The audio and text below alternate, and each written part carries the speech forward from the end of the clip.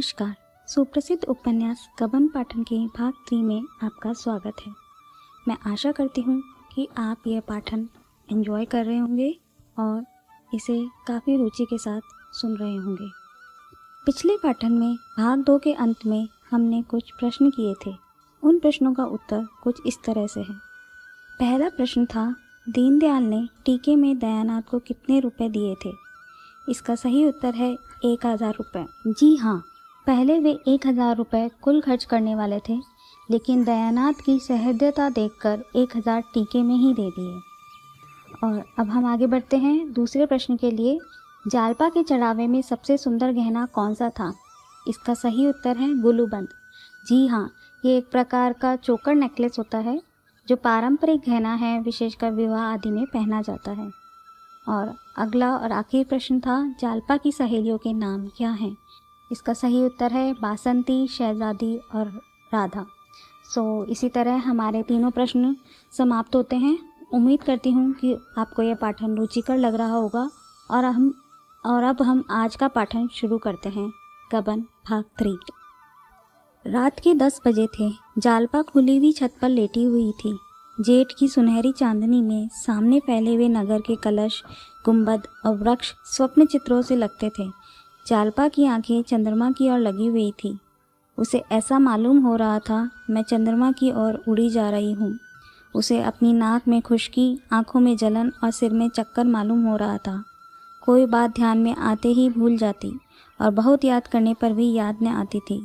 एक बार घर की याद आ गई, रोने लगी। एक ही क्षण में सहेलियों की याद आ गई, हंसने लगी। सहसा रामानाथ हाथ में एक पोटली लिए मुस्कुराता हुआ आया और चारपाई पर बैठ गया। जालपा ने उठकर पूछा, पोटली में क्या है? रामानाथ, बूझ जाओ तो जानूं। जालपा, हंसी का गोलगप्पा है। और यह कहकर वह हंसने लगी। रामानाथ, गलत। जालपा, नींद की गठरी होगी। रामानाथ, गलत। जालपा, तो प्रेम की पिटारी होगी। रामानाथ, ठीक, आज मैं तुम्हें फूलों की देवी बनाऊंगा। जालपा खिल उठी। रमा ने बड़े अनुराग से उसे फूलों के गहने पहनाने शुरू किए। फूलों के शीतल कोमल स्पर्श से जालपा के कोमल शरीर में गुदगुदी सी होने लगी। उन्हीं फूलों की भांति उसका एक एक रोम प्रफुल्लित हो गया। रमा ने मुस्कुराकर कहा, कुछ उपहार? जालपा ने कुछ उत्तर न दिया। इस वेश में पति की ओर ताकते हुए भी उसे संकोच हुआ। उसकी बड़ी इच्छा हुई कि जरा आईने में अपनी छवि देखे। सामने कमरे में लैंप जल रहा था। वह उठकर कमरे में गई और आईने के सामने खड़ी हो गई। नशे की तरंग में उसे ऐसा मालूम हुआ कि मैं सचमुच फूलों की देवी हूँ। उसने पानदान उठा लिया और बाहर आकर पान बनाने लगी। रमा को इस समय अपने कपट व्यवहार पर बड़ी ग्लानि हो रही थी। जालपा ने कमरे से लौटकर प्रेमोल्लसित नेत्रों से उसकी ओर देखा तो उसने मुंह फेर लिया। उस सरल विश्वास से भरी हुई आंखों के सामने वह ताक न सका। उसने सोचा, मैं कितना बड़ा कायर हूँ। क्या मैं बाबूजी को साफ साफ जवाब न दे सकता था? मैंने हामी ही क्यों भरी? क्या जालपा से घर की दशा साफ साफ कह देना मेरा कर्तव्य न था? उसकी आंखें भर आई। जाकर मुंडेर के पास खड़ा हो गया। प्रणय के उस निर्मल प्रकाश में उसका मनोविकार किसी भयंकर जंतु की भांति घूरता हुआ जान पड़ता था। उसे अपने ऊपर इतनी घृणा हुई कि एक बार जी में आया सारा कपट व्यापार खोल दूं, लेकिन संभल गया। कितना भयंकर परिणाम होगा। जालपा की नज़रों में गिर जाने की कल्पना ही उसके लिए असह्य थी।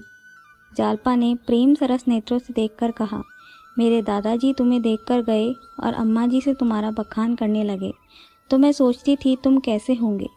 मेरे मन में तरह तरह के चित्र आते थे। रामानाथ ने एक लंबी सांस खींची, कुछ जवाब न दिया। जालपा ने फिर कहा, मेरी सखिया तुम्हें देखकर मुग्ध हो गई। शहजादी तो खिड़की के सामने से हटती ही न थी। तुमसे बातें करने की उसकी बड़ी इच्छा थी। जब तुम अंदर गए थे तो उसी ने तुम्हें पान के बीड़े दिए थे, याद है? रमा ने कोई जवाब न दिया। जालपा, अजी वही जो रूप रंग में सबसे अच्छी थी। इसके गाल पर एक तिल था। तुमने उसकी ओर बड़े प्रेम से देखा था। बेचारी लाज के मारे गड़ गई थी। मुझसे कहने लगी, जीजा तो बड़े रसिक जान पड़ते हैं। सखियों ने उसे खूब चिढ़ाया। बेचारी रुआसी हो गई, याद है? रमा ने मानो नदी में डूबते हुए कहा, मुझे तो याद नहीं आता। जालपा, अच्छा, अब की चलोगे तो दिखा दूंगी। आज तुम बाजार की तरफ गए थे कि नहीं? रमा ने सिर झुकाकर कहा, आज तो फुर्सत नहीं मिली। जालपा, जाओ, मैं तुमसे ना बोलूँगी। रोज़ हीले हवाले करते हो। अच्छा, कल ला दोगे ना? रमानाथ का कलेजा महसूस उठा। ये चंद्रहार के लिए इतनी विकल हो रही है, इसे क्या मालूम कि दुर्भाग्य इसका सर्वस्व लूटने का सामान कर रहा है। जिस सरल बालिका पर उसे अपने प्राणों को न्यौछावर करना चाहिए था, उसी का सर्वस्व अपहरण करने पर वह तुला हुआ है। वह इतना व्यग्र हुआ कि जी में आया कोठे से कूदकर प्राणों का अंत कर दे। आधी रात बीत चुकी थी। चंद्रमा चोर की भांति एक वृक्ष की आड़ से झांक रहा था। जालपा पति के गले में हाथ डाले हुए निद्रा में मग्न थी। रमा मन में विकट संकल्प करके धीरे से उठा, पर निद्रा की गोद में सोए हुए पुष्प प्रदीप ने उसे अस्थिर कर दिया। वह एक क्षण खड़ा मुग्ध नेत्रों से जालपा के निद्रा विहसित मुख को देखता ही रहा। कमरे में जाने का साहस ना हुआ, फिर लेट गया। जालपा ने चौंक कर पूछा, कहाँ जाते हो? क्या सवेरा हो गया? रमानाथ, अभी तो बड़ी रात है। जालपा, तो तुम बैठे क्यों हो? रमानाथ, कुछ नहीं, जरा पानी पीने उठा था। जालपा ने प्रेमातुर होकर रमा के गले में बाहें डाल दी और उसे सुलाकर कहा, तुम इस तरह मुझ पर टोना करोगे तो मैं भाग जाऊंगी। न जाने किस तरह ताकते हो, क्या करते हो, क्या मंत्र पढ़ते हो कि मेरा मन चंचल हो जाता है। बासंती सच कहती थी, पुरुषों की आंख में टोना होता है। रमा ने फूटे हुए स्वर में कहा, टोना नहीं कर रहा हूँ, आंखों की प्यास बुझा रहा हूँ। दोनों फिर सोए, एक उल्लास में डूबी हुई, दूसरा चिंता में मग्न। 3 घंटे गुजर गए। द्वादशी के चांद ने अपना विश्व दीपक बुझा दिया।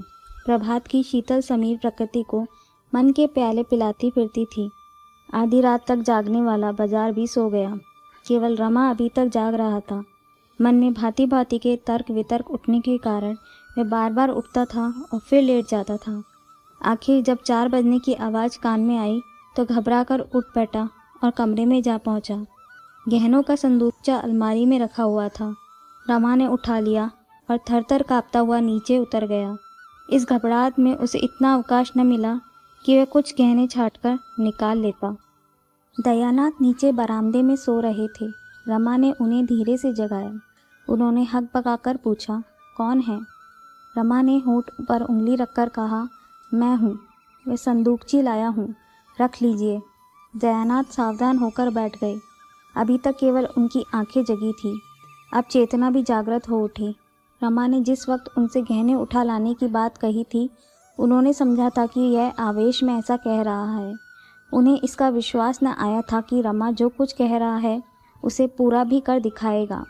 इन कमीनी चालों से वह अलग ही रहना चाहते थे। ऐसे कुत्सित कार्य में पुत्र से सांठगांठ करना उनकी अंतरात्मा को किसी तरह स्वीकार न था। पूछा, इसे क्यों उठा लाए?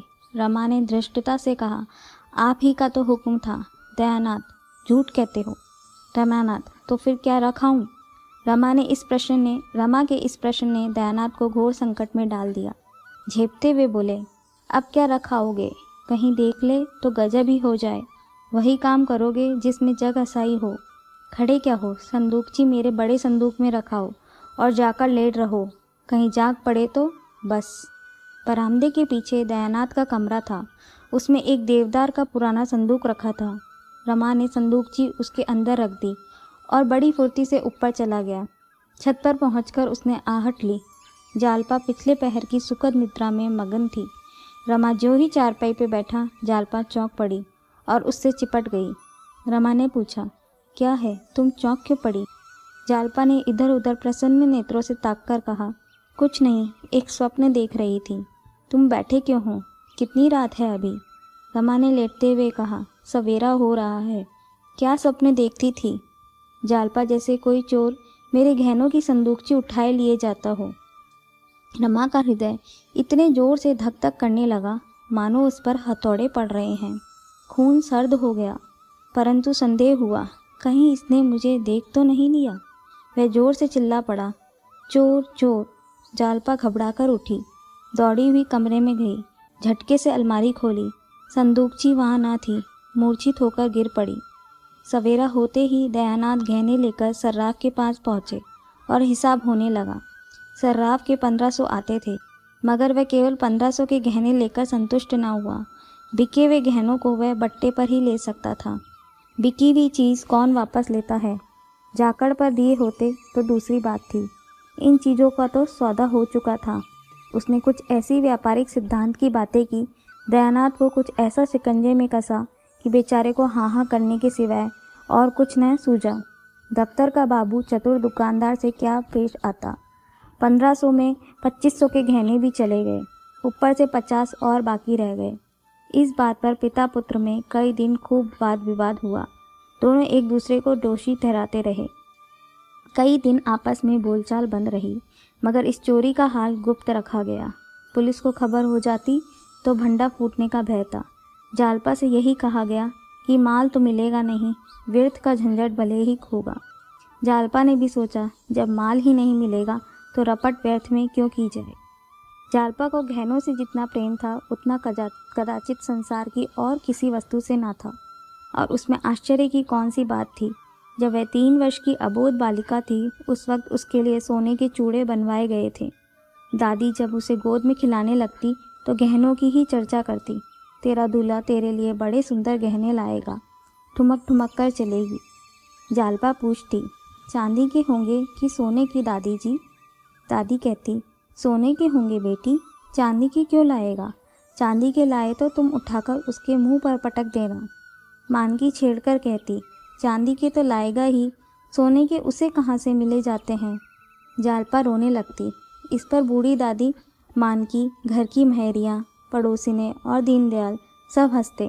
उन लोगों के लिए यह विनोद का अशेष भंडार था। बालिका जब और बड़ी हुई तो गुड़ियों के ब्याह करने लगी। लड़के की ओर से चढ़ावे जाते, दुल्हन को गहने पहनाती, डोली में बिठाकर विदा करती। कभी कभी दुल्हन गुड़िया अपने गुड्डे दूल्हे से गहनों के लिए मान करती। गुड्डा बेचारा कहीं न कहीं से गहने लाकर स्त्री को प्रसन्न करता था। उन्हीं दिनों बिसाती ने उसे वह चंद्रहार दिया जो वह अब तक उसके पास सुरक्षित था। जरा और बड़ी हुई तो बड़ी बूढ़ियों में बैठकर गहनों की बातें सुनने लगी। महिलाओं के उस छोटे से संसार में इसके सिवा और कोई चर्चा ही न थी। किसने कौन कौन गहने बनवाए, कितने दाम लगे, ठोस है या पोले, जड़ाऊ है या सादे, किस लड़की के विवाह में कितने गहने आए, इन्हीं महत्वपूर्ण विषयों पर नित्य आलोचना, प्रत्यालोचना, टीका टिप्पणी होती रहती थी। कोई दूसरा विषय इतना रोचक, इतना ग्राह्य हो ही न सकता था। इस आभूषण मंडित संसार में पली हुई जालपा का यह आभूषण प्रेम स्वाभाविक ही था। महीने भर से ऊपर हो गया। उसकी दशा ज्यों की त्यों है। न कुछ खाती पीती है, न किसी से हंसती बोलती है। खाट पर पड़ी हुई शून्य नेत्रों से शून्याकाश की ओर ताकती रहती है। सारा घर समझाकर हार गया। पड़ोसी ने समझाकर हार गई। दीनदयाल आकर समझा गए, पर जालपा ने रोक शैया न छोड़ी। उसे अब घर में किसी पर विश्वास नहीं है, यहाँ तक कि रमा से भी उदासीन रहती है। वह समझती है सारा घर मेरी उपेक्षा कर रहा है, सबके सब मेरे प्राण के ग्राहक हो रहे हैं। जब इनके पास इतना धन है तो फिर मेरे गहने क्यों नहीं बनवाते? जिससे हम सबसे अधिक स्नेह रखते हैं उसी पर सबसे अधिक रोष भी करते हैं। जालपा को सबसे अधिक क्रोध रमानाथ पर था। अगर यह अपने माता पिता से जोर देकर कहते तो कोई उनकी बात न टाल सकता, पर यह कुछ कहीं भी, इनके मुंह में तो दही जमा हुआ है। मुझसे प्रेम होता तो ये निश्चिंत ना बैठे रहते। जब तक सारी चीज़ें न बनवा लेते रात को नींद ना आती। मुंह देखे की मोहब्बत है, माँ बाप से कैसे कहें, जाएंगे तो अपनी ही हो। मैं कौन हूँ? वह रमा से केवल खिंची ही न रहती थी, वह कभी कुछ पूछता तो 2-4 जली कटी सुना देती। बेचारा अपना सा मुँह लेकर रह जाता। गरीब अपनी ही लगाई हुई आग में जला जाता था। अगर वह जानता कि उन डींगों का यह फल होगा तो वह जबान पर मोहर लगा लेता। चिंता और ग्लानि उसके हृदय को कुचले डालती थी। कहाँ सुबह से शाम तक हंसी कहे सैर सपाटे में करते थे, कहाँ अब नौकरी की तलाश में ठोकरें खाता फिरता था। सारी मस्ती गायब हो गई। बार बार अपने पिता पर क्रोध आता। ये चाहते तो 2-4 महीने में सब रुपए अदा हो जाते, मगर इन्हें क्या फिक्र। मैं चाहे मर जाऊं, पर यह अपनी टेक न छोड़ेंगे। उसके प्रेम से भरे हुए निष्कपट हृदय में आग सी सुलगती रहती थी। जालपा का मुरझाया हुआ मुख देखकर उसके मुंह से ठंडी सांस निकल जाती थी। वह सुखद प्रेम स्वप्न इतनी जल्दी भंग हो गया। क्या वे दिन फिर कभी आएंगे? 3,000 के गहने कैसे बनेंगे? अगर नौकर भी हुआ तो ऐसा कौन सा बड़ा ओहदा मिल जाएगा? 3,000 तो शायद 3 जन्म में भी न जमा हो। वह कोई ऐसा उपाय सोच निकालना चाहता था जिससे वह जल्द से जल्द अतुल संपत्ति का स्वामी हो जाए। कहीं से उसके नाम कोई लॉटरी निकल जाती, फिर तो वह जालपा को आभूषणों से मढ़ देता। सबसे पहले चंद्रहार बनवाता, उसमें हीरे जड़े होते। अगर इस वक्त उसे जाली नोट बनाना आ जाता तो वह अवश्य बनाकर चला देता। एक दिन वह शाम तक नौकरी की तलाश में मारा मारा फिरता रहा। शतरंज की बदौलत उसका कितने ही अच्छे अच्छे आदमियों से परिचय था, लेकिन वह संकोच और डर के कारण किसी से अपनी स्थिति प्रकट न कर सकता था। यह भी जानता था कि यह मान सम्मान उसी वक्त तक है जब तक किसी के सामने मदद के लिए हाथ नहीं फैलाता। यह आन टूटी फिर कोई बात भी न पूछेगा। कोई ऐसा भला मानस न दिखता था जो सब कुछ बिना कहे ही जान जाए और उसे कोई अच्छी सी जगह दिला दे। आज उसका चित्त बहुत खिन्न था। मित्रों पर ऐसा क्रोध आ रहा था कि एक एक को फटकारे और आए तो द्वार से दुत्कार दे। अब किसी ने शतरंज खेलने को बुलाया तो ऐसी फटकार सुनाऊंगा कि बच्चा याद रखेगा। मगर वह जरा गौर करता तो उसे मालूम हो जाता कि इस विषय में मित्रों उतना दोष न था जितना खुद उसका। कोई ऐसा मित्र न था जिससे उसने बढ़ बढ़कर बातें न की हो। यह उसकी आदत थी। घर की असली दशा को वह सदैव बदनामी की तरह छिपाता रहा और यह उसी का फल था कि इतने मित्रों के होते हुए भी वह बेकार था। वह किसी से अपनी मनोव्यथा न कह सकता था और मनोव्यथा सांस की भांति अंदर घुटकर असह्य हो जाती है। घर में आकर मुंह लटकाए हुए बैठ गया। रामेश्वरी ने पानी लाकर रख दिया और पूछा, आज तुम दिन भर कहाँ रहे? लो, हाथ मुंह धो डालो। रमा ने लोटा उठाया ही था कि जालपा ने आकर उग्र भाव से कहा, मुझे मेरे घर पहुंचा दो इसी वक्त। रमा ने लोटा रख दिया और उसकी ओर इस तरह ताकने लगा मानो उसकी बात समझ में न आई हो। रामेश्वरी बोली, भला इस तरह कहीं बहू बेटियां विदा होती हैं? कैसी बात कहती हो बहू?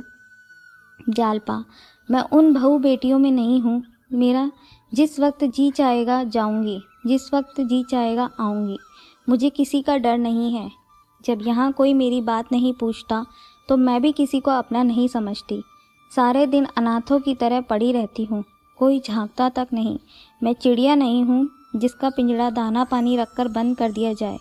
मैं भी आदमी हूँ। अब इस घर में मैं क्षण भर न रुकूंगी। अगर कोई मुझे भेजने न जाएगा तो अकेली चली जाऊंगी। राह में कोई भेड़िया नहीं बैठा है जो मुझे उठा ले जाएगा, और उठा भी ले जाए तो क्या गम, यहाँ कौन सा सुख भोग रही हूँ। रमा ने सावधान होकर कहा, आखिर कुछ मालूम भी तो हो, क्या बात हुई? जालपा, बात कुछ नहीं हुई। अपना जी है, यहाँ नहीं रहना चाहती। रमानाथ, भला इस तरह जाओगी तो तुम्हारे घर वाले क्या कहेंगे? कुछ यह भी तो सोचो। जालपा, यह सब सोच चुकी हूँ और ज़्यादा नहीं सोचना चाहती। मैं जाकर अपने कपड़े बांधती हूँ और इसी गाड़ी से जाऊँगी। यह कहकर जालपा ऊपर चली गई। रमा भी पीछे पीछे यह सोचता हुआ चला, इसे कैसे शांत करूँ। जालपा अपने कमरे में जाकर बिस्तर समेटने लगी कि रमा ने उसका हाथ पकड़ लिया और बोला, तुम्हें मेरी कसम जो इस वक्त जाने का नाम लो। जालपा ने त्योरी चढ़ाकर कहा, तुम्हारी कसम की हमें कुछ परवाह नहीं है। उसने अपना हाथ छुड़ा लिया और बिछावन लपेटने लगी। रमा खिसियाना सा होकर एक किनारे खड़ा हो गया। जालपा ने बिस्तर बंद से बिस्तरे को बांधा और फिर अपने संदूक को साफ करने लगी, मगर अब उसमें वह पहले की तत्परता न थी। बार बार संदूक बंद करती और खोलती। वर्षा बंद हो चुकी थी, केवल छत पर रुका हुआ पानी टपक रहा। आखिर वह उसी बिस्तर बंद के बंडल पर बैठ गई और बोली, तुमने मुझे कसम क्यों दिलाई? रमा के हृदय में आशा की गुदगुदी हुई। बोला, इसके सिवा मेरे पास तुम्हें रोकने का और क्या साधन था? जालपा, क्या तुम चाहते हो कि मैं यहीं घुट घुट कर मर जाऊं? रमानाथ, तुम ऐसे मनुष्य शब्द मुंह से क्यों निकालती हो? मैं तो चलने को तैयार हूँ। न मानोगी तो पहुँचाना ही पड़ेगा। जाओ, मेरा ईश्वर मालिक है, मगर कम से कम बाबूजी और अम्मा से तो पूछ लो। बुझती हुई आग में तेल पड़ गया। जालपा तड़प कर बोली, वे मेरे कौन होते हैं जो उनसे पूछूं? रमानाथ, कोई नहीं होते। जालपा, कोई नहीं। अगर कोई होते तो मुझे यूं ना छोड़ देते। रुपए रखते हुए कोई अपने प्रियजनों का कष्ट नहीं देख सकता। ये लोग क्या मेरे आंसू न पहुंच सकते थे? मैं दिन के दिन यहाँ पड़ी रहती हूँ। कोई झूठो भी पूछता है। मोहल्ले की स्त्रियाँ मिलने आती हैं, कैसे मिलूँ? यह सूरत तो मुझसे नहीं दिखाई जाती। न कहीं आना जाना, न किसी से बात, न चीत। किस ऐसे कोई कै दिन रह सकता है? मुझे इन लोगों से अब कोई आशा नहीं रही। आखिर 2 और भी तो लड़के हैं, उनके लिए भी कुछ जोड़ेंगे कि तुम्ही को दे दें? रमा को बड़ी बड़ी बातें करने का फिर अवसर मिला। वह खुश था कि इतने दिनों के बाद आज उसे प्रसन्न करने का मौका तो मिला। बोला, प्रिय, तुम्हारा ख्याल बहुत ठीक है। ज़रूर यही बात है, नहीं तो 2,5-3 हज़ार उनके लिए क्या बड़ी बात थी। 50 हज़ार बैंक में जमा है। दफ्तर तो केवल दिल बहलाने जाते हैं। जालपा, मगर है मक्खी चूस, पल्ले सिरे के। रमानाथ, मक्खी चूस न होते तो इतनी संपत्ति कहाँ से आती? जालपा, मुझे तो किसी की परवाह नहीं है जी। हमारे घर किस बात की कमी है?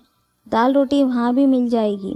2-4 सखी सहेलियाँ हैं, खेत खलियान हैं, बाग बगीचे हैं, जी बहलता रहेगा। रमानाथ, और मेरी क्या दशा होगी जानती हो? घुल घुल कर मर जाऊंगा। जब से चोरी हुई है मेरे दिल पर जैसे गुजरती है वह दिल ही जानता है।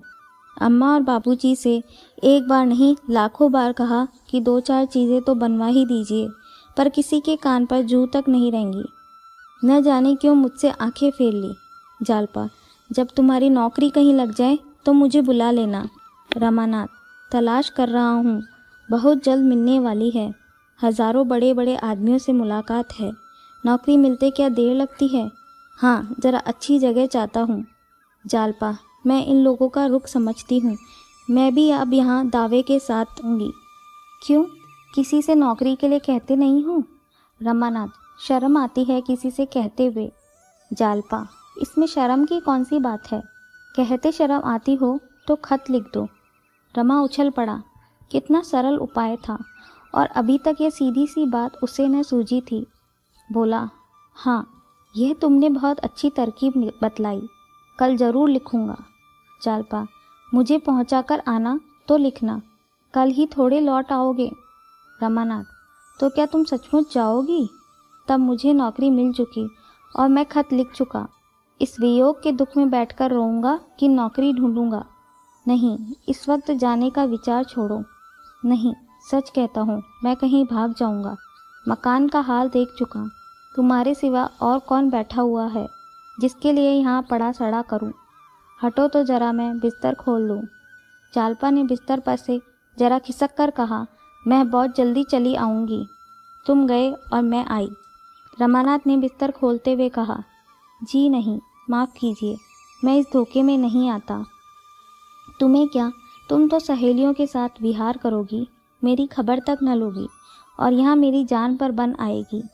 इस घर में फिर कैसे कदम रखा जाएगा? जालपा ने एहसान जताते हुए कहा, आपने मेरा बंधा बंधाया बिस्तर खोल दिया, नहीं तो आज कितने आनंद से घर पहुँच जाती। शहजादी सच कहती थी, मर्द बड़े टोने होते हैं। मैंने आज पक्का इरादा कर लिया था कि चाहे ब्रह्मा भी उतर आए पर मैं न मानूंगी, पर तुमने 2 ही मिनट में मेरे सारे मंसूबे चौपट कर दिए। कल खत लिखना ज़रूर, बिना कुछ पैदा किए अब निर्वाह नहीं है। रमानाथ, कल नहीं, मैं इसी वक्त जाकर 2-3 चिट्ठियाँ लिखता हूँ। जालपा, पान तो खाते जाओ। रमानाथ ने पान खाया और मर्दाने कमरे में आकर खत लिखने बैठे, मगर फिर कुछ सोचकर उठ खड़े हुए और एक तरफ को चल दिए। स्त्री का सप्रेम आग्रह पुरुष से क्या नहीं करा सकता। अब आती है आज के भाग के प्रश्नों की बारी। तो हमारा पहला प्रश्न है, सराफ ने दयानाथ को गहने लौटाने पर कितने रुपए दिए? इसका उत्तर आप हमें कमेंट बॉक्स में बताइए और कहानी एंजॉय कीजिए। और इसके आगे हमारा दूसरा प्रश्न है, रमानाथ अपने मित्रों से नौकरी की बात क्यों ना कर सकता था? इसका उत्तर भी आप हमें कमेंट बॉक्स में बताइए, अपने दोस्तों से डिस्कस कीजिए और कहानी एंजॉय करते रहिए।